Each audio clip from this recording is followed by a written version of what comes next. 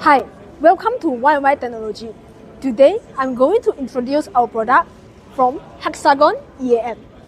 EAM stands for Enterprise Asset Management, and we mainly will have 4 core modules. The first one will be the asset management, which actually we can register our asset in the system.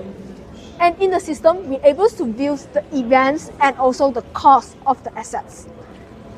And the second one will be the work management, which the maintenance technicians, they are able to perform their maintenance job using the mobile applications, which they're able to view the work order which is scheduled to them and view the details of the maintenance job.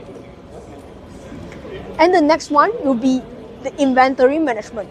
If there is required any spare parts, we can store and record the spare part information in HxGN system.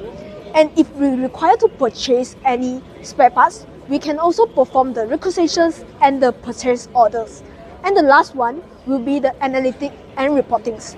We will actually have standard report and custom report. We'll also have the dashboard, which can perform all the analysis and the important information for your daily tasks. That's all from us. Thank you.